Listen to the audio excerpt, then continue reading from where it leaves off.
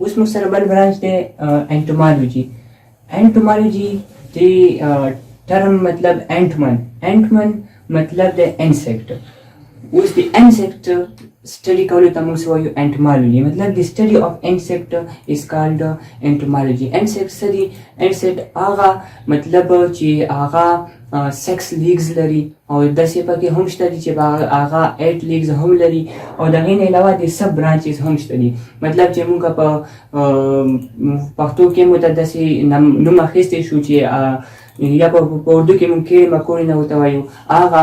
او بل سب برانچز دي. سب برانچ کې موږ سره اول دی انسیکټ ایکالوجي، بیا انسیکټ مورفالوجي، انسیکټ فیتالوجي، انسیکټ فزیالوجي، انسیکټ ټیکسانومي.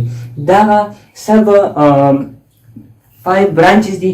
په دې کې لومړی دی except ecology. Ecology څه مطلب environment چې د انسیکټ د environment سره څه تعلق دی. مطلب د interaction of the environment interaction مطلب environment interaction د environment سره د څه interaction دی څه تعلق دی د ټول study کولو ته موږ وایو انسیکټ ایکالوجي ورته وایو. او بل د موږ سره انسیکټ مورفالوجي. د انسیکټ شیپ سایز سټرکچر د ټول د انسیکټ دغه سټډي کولو ته موږ وایو مورفالوجي، ځکه چې موږ مخکې مو ویلو چې مورفو مطلب فارم یا شیپ یا سایز. او بل د موږ سره انسیکټ فیتالوجي. فیتالوجي مطلب فیتالوجي موږ دې ته وایو چې د یو ډیزیز سټډي کوو هغه ته موږ فیتالوجي وایو. اوس انسیکټ فیتالوجي دی. د انسیکټ ډیزیز سټډي کولو ته موږ څه وایو انسیکټ فیتالوجي. او بل د موږ سره انسیکټ فزیالوجي. فزیالوجي موږ ویلي دي چې فزیالوجي څه ته وایي. فزیس مینز فنکشن. د انسیکټ فنکشن د انسیکټ څه کار دی څه فنکشن دی کې د ټول فنکشن ډیټیل ته موږ وایو انسیکټ فزیالوجي. او بل د موږ سره پنځم انسیکټ ټیکسانومي. ټیکسانومي ټیکس دا لفظ چې کوم دی دغه مطلب دی ډسټریبیوشن ارینجمنټ. ټیکس مطلب ارینجمنټ. نومي مطلب ډسټریبیوشن. ټیکسانومي مطلب د انسیکټ کلاسیفیکیشن څه په بیس باندې د څنګه کلاسیفیکیشن سره د څو ټایپس کې د ټول سټډي کول په انسیکټ او ټیکسانومي کې دی.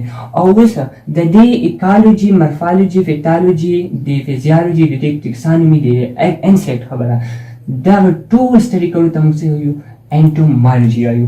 او په دې کې یو اهم پوینټ ده چې ویلیام کریبي is the father of entomology. ویلیام کریبي چې و دا د father of biology entomology په نوم یادېدو.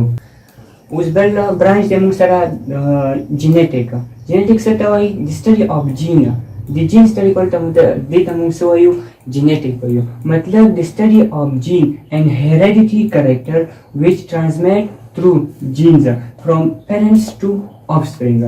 د ډیفینیشن دا مطلب دی چې په دې کې په د جینیټیک کې مو د جین سټډي کوو او د جین سره سره د جین هیریډیټي کریکټر. مطلب هیریډیټي کریکټر څه ته وایي هیریډیټي میټیریال. هیریډیټي میټیریال هیریډیټي کریکټر هغه کریکټر چې هغه جین په ذریعه سره یا د هغه کروموسوم په ذریعه سره پلار نه زوی ته مطلب پیرنټس ټو آفسپرینګ پیرنټس نه زوی ته ټرانسفر کېږي دا ته موږ هیریډیټي کریکټر وایو. د مطلب څه شو چې the study of gene and hereditary character which transmit to genes from parents to offspring. او you will find today invented دا genetic کوم برانچ دی دا مطلب جینز دا چا انویټ کړو دا انویټ کړو جینسن دا یو بوټینیسټو جینسن نامه و دا انویټ کړو. او بل د موږ سره انوایرمنټل بایولوژي. انوایرمنټل بایولوژي ته موږ ایکالوجي نه هم وایو. ایکالوجي کې مطلب یو ټرم جوړ شوی دی ایکوس. ایکوس مطلب هاوس. لوجي مطلب ټو سټډي. The study of interaction between organism and environment. The environment or the organism په منځ کې څه interaction دي څه relationship دي د هغو study کولو ته موږ څه وایو environmental biology یا ecology. اوس ریلیشن څه ریلیشن دي د دې ریلیشن به موږ وایو مطلب یو بایوټیک کمپوننت دی یو ابایوټیک کمپوننت دی.